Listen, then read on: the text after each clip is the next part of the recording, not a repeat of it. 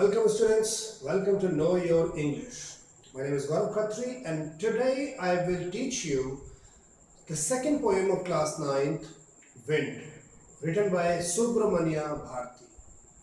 इस पोएम में सुब्रमण्य भारती ने एक मैसेज देने की कोशिश की है स्टूडेंट्स कि जो चीज़ें वीक होती हैं, जो इंसान कमज़ोर होते हैं, उन्हें सभी लोग नुकसान पहुंचाना चाहते हैं।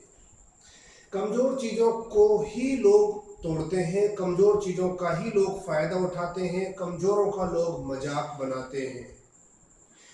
और अगर हम स्ट्रॉन्ग बना लें अपने आप को तो हम इस चीज़ से जीत जाएंगे। मीन्स अगर कोई कमज़ोर है तो सभी उसका मजाक बनाएंगे, सभी उसका फ़ायदा उठाने की कोशिश करेंगे। लेकिन सुब्रमण्य भारती कहता है कि इससे बचने के लिए हमें अपने आप को स्ट्रॉन्ग बना लेना चाहिए ताकि कोई हमारा गलत फ़ायदा ना उठा सके, हमारा मजाक ना बना सके और हमें कोई नुकसान ना हो सके। Let's start the poem. दो छोटे छोटे स्टैंजास की ये एक पोएम है students. Let's start it. Wind को एक गॉड मान करके ये पोएम सुब्रमण्य भारती ने लिखी है। Let's see what is there in the poem. Wind, come softly. Don't break the shutters of the windows. Don't scatter the papers. Don't throw down the books on the shelf. Poet wind god से कहता है कि ओ wind, हे हवा देवता, हे पवन देवता, तुम इतना तेजी से मत आओ, तुम सॉफ्टली आओ, धीरे धीरे आओ। तुम विंडो शटर्स यानी कि खिड़कियों के कांच को, खिड़कियों के दरवाजों को मत तोड़ो। जब तेज आंधी आती है तो खिड़कियां बहुत ज़्यादा खड़खड़ करती हैं लोगों की। लोग उन्हें टाइट करके अगर बांध लें तो खिड़कियां टूटने से बच जाती हैं, लेकिन अगर खिड़कियां कमज़ोर हैं तो डेफिनेटली टूट जाएंगी। टूटने को, बिखरने को शैटर होना, स्कैटर होना बोलते हैं, ब्रेक हो जाना। Don't scatter the papers. Scatter मतलब फैलाना, क्योंकि तेज हवा चलेगी तो पेपर्स उड़ के यहाँ वहाँ बिखर जाएंगे। तो विंड गॉड से पोएट कहता है कि आप पेपर्स को स्कैटर मत करो, काम के कागज मत बिखेरो, मत फैलाओ इधर उधर। Don't throw down the books on the shelf. और शेल्फ पर जो मेरी बुक्स रखी हुई हैं उन्हें नीचे मत गिराओ, रखा रहने दो। There, look what you did. देखो तुमने क्या कर दिया। There, look what you did. पवन देवता यानी विंड गॉड से शिकायत करता हुआ पोएट कह रहा है कि देखो विंड गॉड, ये क्या नुकसान कर दिया है आपने। You threw them all down. देखो तुमने वो सारी चीजें नीचे गिरा दी हैं। जैसे यहाँ बुक्स बोला उसने, don't throw down the books on the shelf. Shelf पर जो बुक्स रखी उन्हें नीचे मत गिराओ, पर देखो आपने सारी नीचे गिरा दी हैं। There, look what you did. You threw them all down. Threw verb second form है। थ्रो मतलब फेंकना, थ्रू मतलब फेंक दिया। आपने उन सबको गिरा कर नीचे फेंक दिया। पोएट आगे कहता है, You tore the pages of the books. आपने तो बुक्स के पेजेस को ही फाड़ दिया। You tore the pages of the books. You brought rain again. और बच्चों, आपने हमेशा सुना होगा, आपने स्कूल में भी पढ़ा होगा, टीचर से सुना होगा, घर में पेरेंट्स से सुना होगा कि हवा ही तो बादलों को उड़ा करके लाती है। बादलों को ही तो हवा ही तो बादलों को एक जगह से उड़ाकर दूसरी जगह ले जाती है, और जब बादल जहाँ जहाँ जाएंगे वहाँ बारिश करेंगे। तो इसलिए यू ब्रॉट रेन अगेन, और तुम फिर से बारिश को ले आए। पोएट यहाँ पर विंड गॉड से एक तरह की शिकायत कर रहा है कि आपने चीज़ों को तोड़ दिया, आपने किताबों को नीचे गिरा दिया, आप फिर से हवा को ले आए, बारिश को ले आए। You are very clever at poking fun at weaklings. Weaklings का मतलब है कमजोर चीजें या कमजोर मनुष्य, कमजोर जानवर, कमजोर पौधे, कमजोर घर, कोई भी चीज जो कमजोर है, मजबूत नहीं है, that is weakling. So you are very clever. तो बहुत चालाक हो। At poking fun. Poking fun का मतलब making fun, मजाक उड़ाना, मजाक बनाना। At weaklings. आप बहुत चालाक हो क्योंकि आप कमजोरों का तो मजाक बनाते हो। Frail crumbling houses. फ्रेल यानी कमजोर, क्रम्बलिंग यानी टूट के गिरते हुए। जो कमजोर घर हैं उन्हें आप तेजी से चल के किसी घर की छत उड़ा दी, किसी घर का दरवाजा तोड़ दिया, किसी घर की खिड़की तोड़ दी, किसी घर की दीवार गिरा दी। फ्रेल क्रम्बलिंग हाउसेस, क्रम्बलिंग मतलब गिरते हुए, जो मजबूती से ना खड़े हो। क्रम्बलिंग डोर्स, कमजोर दरवाजे।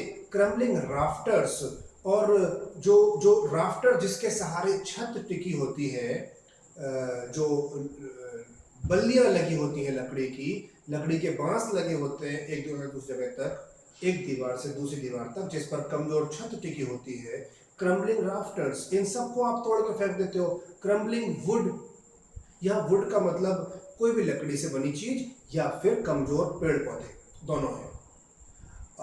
क्रम्बलिंग बॉडीज यानी कमजोर शरीर, जो बहुत कमजोर, शरीर से भी कमजोर हो सकता है और मन से भी कमजोर हो सकता है, तो डरपोक होता है। जब तेज हवा चलती है, बादल गरजते हैं, बिजली चमकती है, तो कुछ बच्चे और कुछ बड़े भी डर जाते हैं। तो उनको बोला यहाँ पर पोएट ने crumbling bodies, crumbling lives.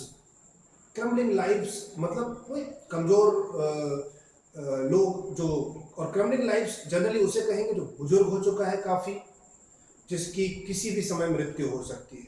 Crumbling lives, जो लाइफ जो खत्म होने वाली है। क्रम्बलिंग हार्ट्स, और क्रम्बलिंग टूटते हुए दिल, या यूं कहे कि कमजोर दिल जिसमें मजबूती नहीं है, जो निडर नहीं है, डरपोक दिल। तो पोएट कहता है कि आप इन सब चीजों का तो मजाक उड़ाते हो, इन सब चीजों को आप डराते हो, इन सब चीजों को आप तोड़ देते हो। जो पहले से डरा हुआ है आप उसको और डराओगे तो बिल्कुल घबरा जाएगा, या जो पहले से गिरता हुआ है, कमजोर घर है, आप उसे पूरी तरह गिरा दोगे। जिस घर की राफ्टर यानी कि छत को सहारा देने वाली जो बल्ली लगी हुई है या बांस लगा हुआ है, आप उसको गिरा दोगे तो पूरी छत उड़ जाएगी। तो जो चीजें कमजोर हैं आप उनका तो मजाक बनाते हो। The wind god winnows and crushes them all. Winnow करना यानी कि उड़ा देना, एंड क्रशेस देम ऑल यानी कुचल डालना, उन सबको कुचल देना।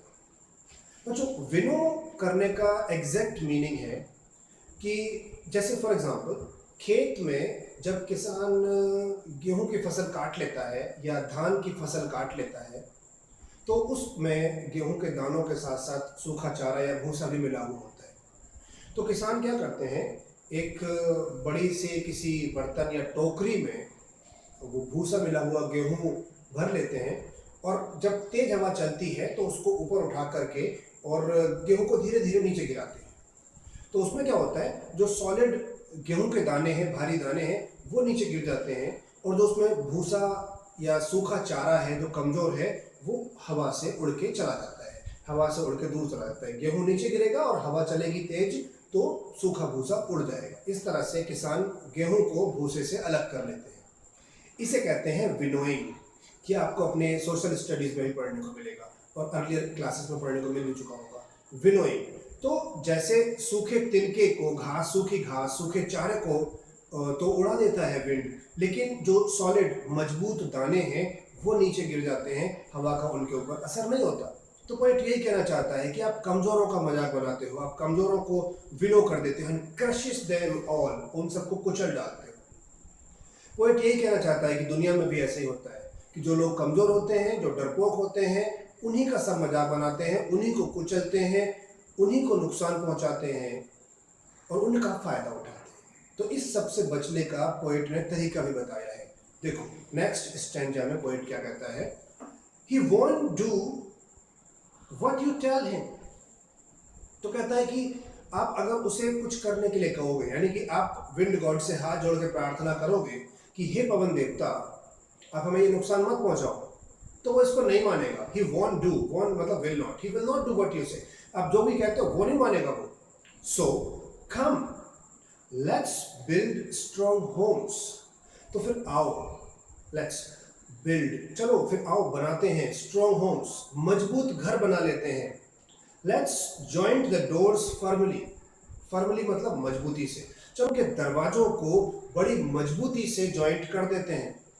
Joint the doors firmly, practice to firm the body, और ये प्रैक्टिस का मतलब है एक्सरसाइज करना, कसरत करना।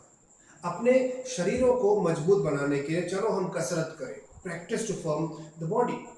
मेक द हार्ट स्टीडफास्ट, और अपने दिल को मजबूत बना लेते हैं, हिम्मत पैदा करते हैं मतलब अपने दिल के अंदर, ताकि हर अच्छी और बुरी सिचुएशंस को हम झेल पाएं, कमजोर ना पड़े, घबरा ना जाए। सो मेक द हार्ट स्टीडफास्ट, स्टीडफास्ट मजबूत। Do this and the wind will be friends with अस। आप ऐसा करो और देखो कि विंड फिर हमारी फ्रेंड बन जाएगी। यानी पोएट ये कहना चाहता है कि मजबूतों का सभी साथ देते हैं, जो कमजोर हैं उनका सब मजाक उड़ाते हैं। कोई गरीब आदमी है तो कोई उसको वैल्यू नहीं देगा, कोई उसको इंपॉर्टेंस नहीं देगा, सब उसका मजाक उड़ाएंगे। लेकिन कोई रिच मैन है, अमीर आदमी है, तो सब उसकी रिस्पेक्ट करेंगे, सब उसकी बात को वैल्यू भी देंगे, उसकी बात मानेंगे। ऐसे ही कोई शरीर से कमजोर है तो कोई भी उसको कुछ भी बोल के भगा देगा, या कुछ भी मजाक उड़ाएगा, या अपना काम करने के लिए कह देगा। लेकिन शरीर से कोई तगड़ा है, मजबूत है, तो लोग डरेंगे उससे, उससे दोस्ती करना चाहेंगे, उसके पास आना चाहेंगे, उसके साथ अच्छा बिहेव करेंगे। ये फर्क होता है। तो पॉइंट हमसे यही कहता है कि हमें अपने घर को और अपने आप को, अपने दिल को मजबूत बनाना चाहिए। Do this and the wind will be friends with us. ऐसा करो और विंड फिर हमारा दोस्त बन जाएगा। The wind blows our weak fires, blows out our weak fires. Blow करना यानी कि फूंक मार के, ब्लो करके आउट करना, blow out. So the wind blows out weak fire, कमजोर हवा को विंड बुझा देती है। जैसे आपने एक मोमबत्ती जलाई, उसको फूंक मारी, वो बुझ गई। लेकिन आपने थोड़ी बड़ी आग जलाई सर्दियों में हाथ सेकने के लिए, उस आग को जब आप फूंक मारते हो तो वो और तेज होके जलती है। वही फूंक जो मोमबत्ती को बुझा देती है, वही दूसरी आग जो कि बड़ी आग है उसको और तेज कर देती है। इट मीन्स पॉइंट ये कहना चाहता है कि अगर आप वीक हो तो एक झटके में मिट जाओगे, खत्म हो जाओगे। लेकिन अगर आप कमजोर हो तो इस तरह की चीजें, इस तरह की सिचुएशन आपको और फायदा पहुंचाएंगी, आप और मजबूत हो जाओगे।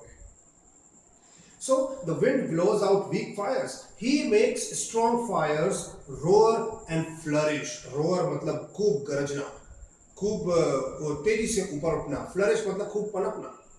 जैसे लॉयन रोअर करता है, गरजता है। तो कहता है कि जो स्ट्रॉन्ग फायर्स होती हैं, जब हवा उनको लगती है तो वो रोअर करती हैं और तेज भड़क जाती हैं, फ्लरिश करती हैं और अच्छे से पनपती हैं। फ्लरिश होना, पनपना। तो इसलिए पोएट कहना चाहता है कि अगर हम मजबूत हैं तो विंड हमारा फ्रेंड बन जाएगा, अगर हम कमजोर हैं तो विंड हमारा दुश्मन है। तो पोएट लास्ट लाइन, दोनों लाइन में बोलता है, his friendship is good, we praise him every day. कि चलो हम हवा को अपना दोस्त बना लेते हैं क्योंकि उसकी फ्रेंडशिप तो अच्छी है, और इसीलिए हम रोज उसको प्रेज करते हैं, उसकी तारीफ करते हैं, उसकी प्रार्थना करते हैं, उसकी गुणगान करते हैं, उसकी गुण गाते हैं। पोएट का मैसेज है कि हमें अपने आप को स्ट्रांग बना लेना चाहिए, ताकि स्ट्रांग चीजें हमें नुकसान न पहुंचा सके, बल्कि हमारे फ्रेंड बन के रह सके, क्योंकि कमजोरों को सभी लोग नुकसान पहुंचाते हैं। बच्चों, इसको ध्यान में रख करके अगर आप इसके क्वेश्चंस को स्टडी करो तो बहुत ज़्यादा इजीली आप इसके सभी क्वेश्चंस को सॉल्व कर सकते हो। हम एक मेन क्वेश्चन को जरा डिस्कस करते हैं, जिसकी हेल्प से आप इसके सभी तरह के क्वेश्चंस को सॉल्व कर पाओगे। क्वेश्चन जो कि आपके स्कूल में टीचर्स भी करा सकते हैं आपको। हम इसका एक सेंट्रल आइडिया डिस्कस करें, जो कि मैं इतनी देर से आपको इस पोएम में बता रहा हूँ, बार बार मैंने रिपीट किया है, इसका एक ही सेंट्रल आइडिया है। सो अगर हम इसके पोएम के सेंट्रल आइडिया को समझ लें या उसी को लिख दें तो इस पोएम में इसके अलावा और कुछ भी नहीं है। इस पोएम से कोई भी क्वेश्चन आपके सामने आता है, आपको सिर्फ इसका एक सेंट्रल आइडिया, यानी कि जो मेन बात इस पोएम में कही गई है वो आपको बतानी है। तो इसके आंसर में आपको लिखना है कि the poet Subramania Bharati in his poem the wind wants to tell that if we are weak or if things are weak, everyone will destroy them easily. Like wind, ये एग्जाम्पल कर बोलेंगे, like wind destroys all the weak things, it breaks our doors, windows and throws books down from the shelves, it destroys roofs of the houses. But nobody does any harm, कोई भी नुकसान नहीं पहुंचाता, nobody does any harm to strong bodies, मजबूत चीजों को, bodies का यहाँ पर हम चीजें बोलेंगे, चाहे वो हमारे शरीर हो या घर हो, दरवाजे हो और भी कोई चीज हो।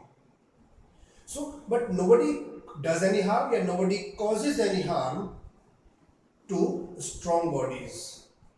So therefore the poet wants to say that we should make our house stronger, our body is stronger, our heart is stronger. If we are strong, wind will be our friend. If we are weak, wind will be our enemy. अगर हम strong है तो wind हमारा friend होगा, अगर हम weak है तो wind हमारा enemy होगा. यहाँ पर ये पोएम खत्म होती है और अब आप इस पोएम के किसी भी आंसर, किसी भी स्टैंजा को इजीली सॉल्व कर सकते हो. ये थी क्लास 9th की poem number 2 wind, poet Subramania Bharti.